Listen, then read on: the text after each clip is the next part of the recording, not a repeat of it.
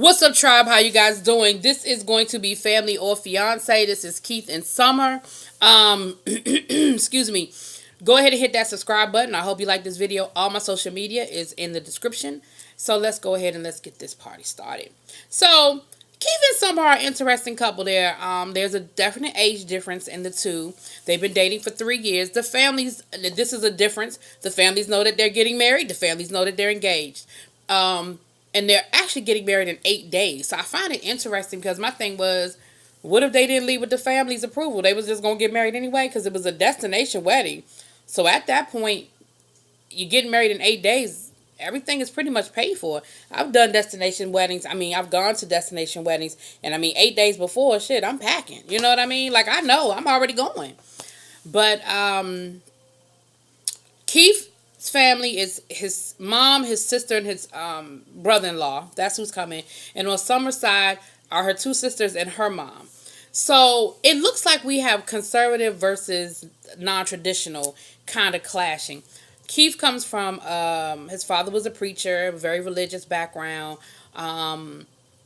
versus Summer looks like they had a very, like, I don't want, for lack of a better word, hippie type upbringing. They kind of were free to express themselves and sort of free to do their own thing and didn't have curfews and didn't have rules and that kind of thing. So on Keith's side of the family, their concern is Summer's a really nice person. She's really pretty.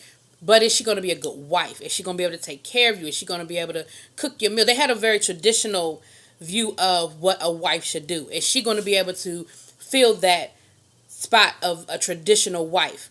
His mom was concerned because Keith had been married before and his wife had died of, she had a brain tumor or something, or aneurysm, and it was a long death. It didn't go like that. And Keith had to take care of her. And his mother said, look, I was with him through all of that. I'm just not sure if he's done mourning. I don't know if he's fully processed the death of his wife. And that's my concern. I don't want to see him get into a marriage that maybe he's not ready for.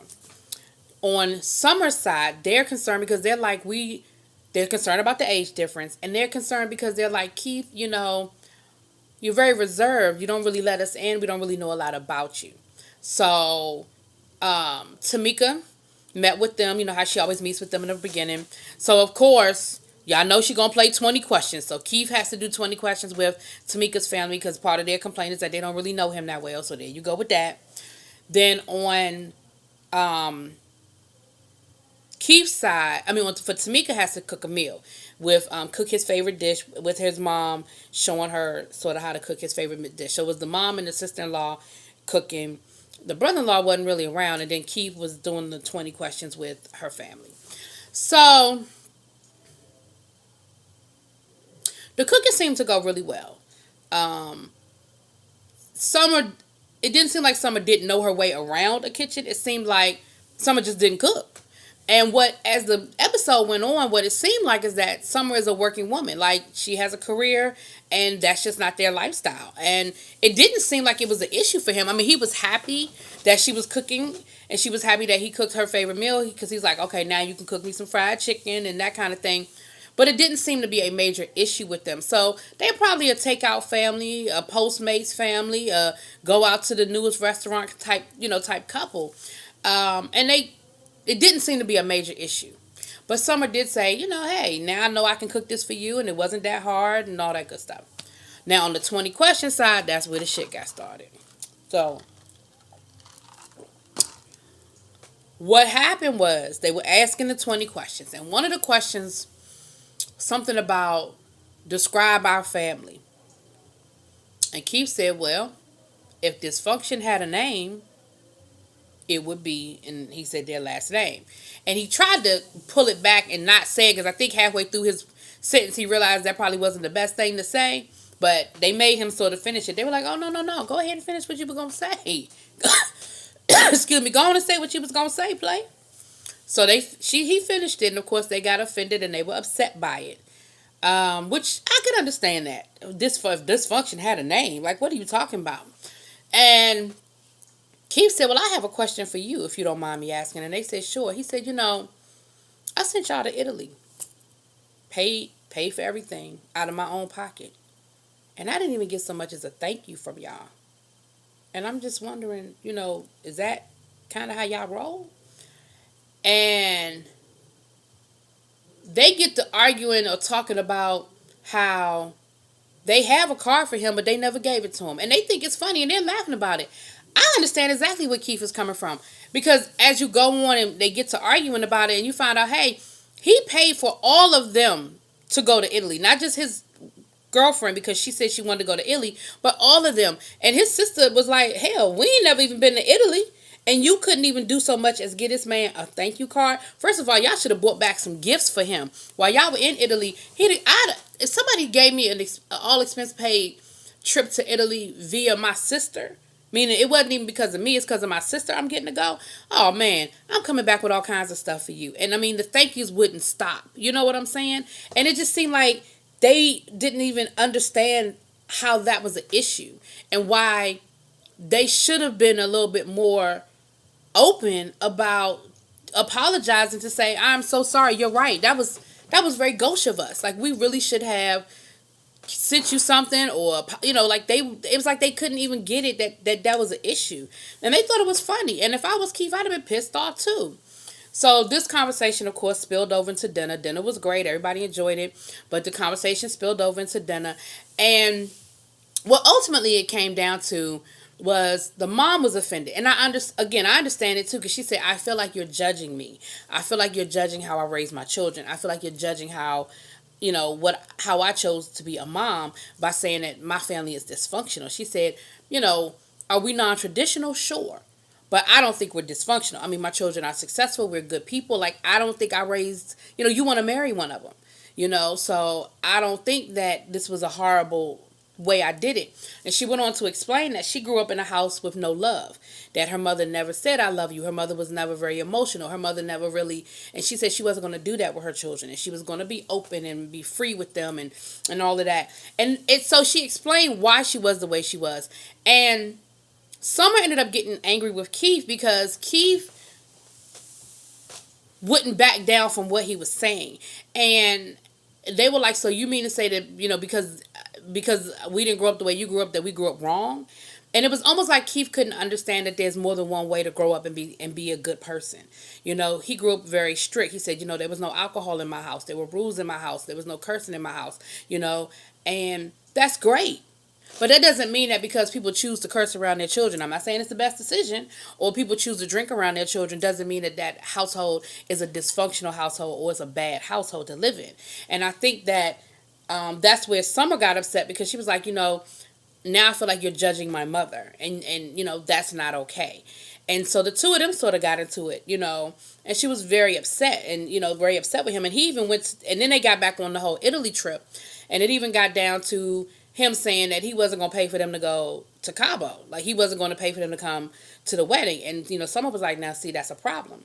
Because I told you when we were doing this destination wedding that it was important to me that my family would be there. And it sort of came across that if he wasn't going to pay for them to come, they didn't have the money to come.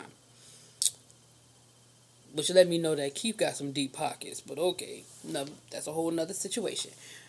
And of course that festered overnight, and the next morning they had to go and talk to Tamika, and Tamika made him understand that, he owed her mother an apology and that he was wrong. Like, she understood where he was coming from to say, hey, this is how I was raised and that was different. But what he had to understand is different didn't mean bad. And I don't know if he understood that, but he did apologize, and he said, my biggest concern is that she won't accept my apology. Oh, that hit home, y'all. I'm kind of going through something right now, and that sort of hit home.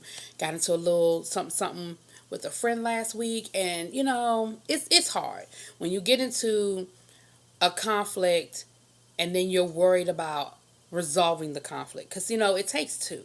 Because the reality was, I wasn't arguing, the other person was arguing, but now I'm ready to resolve the issue, and it's hard when it's time to resolve it and you're worried about stuff festering. So that sort of hit home for me a little bit. Anyway, not to get too much into my business, but back to this. But her mother did accept his apology, and she said, I wasn't hurt. She said, I wasn't angry so much as I was hurt, and I felt judged. And so they sort of talked it out and decided that they were going to, that the the task for them that day was to see Keith turn up, because everybody was saying how conservative he was and how closed off he was, so he had to get turned up. So they went out to one of those little bars that has the rodeo, that has the bull, the electric bull, and they had some drinks and they laughed and they joked, and Keith was giving it to him, honey. Keith was turned up. He got on the bull and was dancing, and they said that we really got a chance to really kind of get to know him. But the one thing they kept saying was they saw love between Keith and Summer, that they absolutely saw love there. And they said, we know that he loves my sister. And so and his mother said the same thing. She said, I was a little worried, but I do see that he really cares about her, and I do see that there's really love here. And he did tell the story. He told him about his first wife when they were doing the 20 questions about her passing. And then you even learn a little bit more that his mom was saying, when he was when his mommy. Y'all see, that's my mama. Let me hurry and finish this up. When she was in the well, daggone.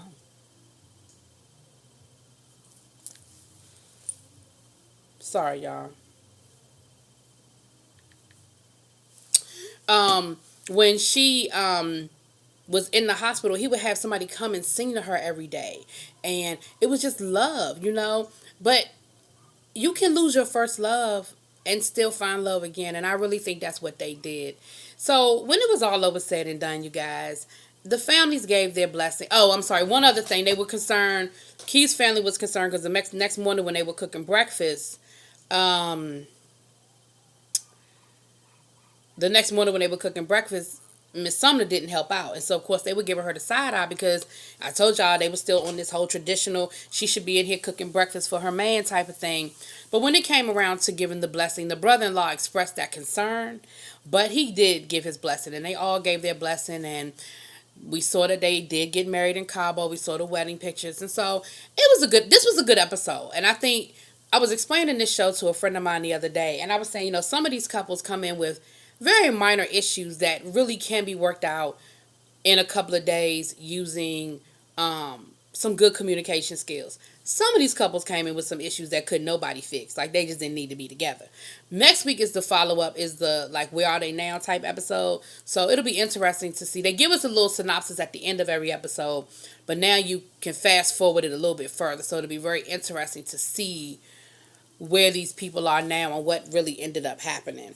So anyway, that was that. Y'all let me know what y'all think. Drop it in them comments. Peace.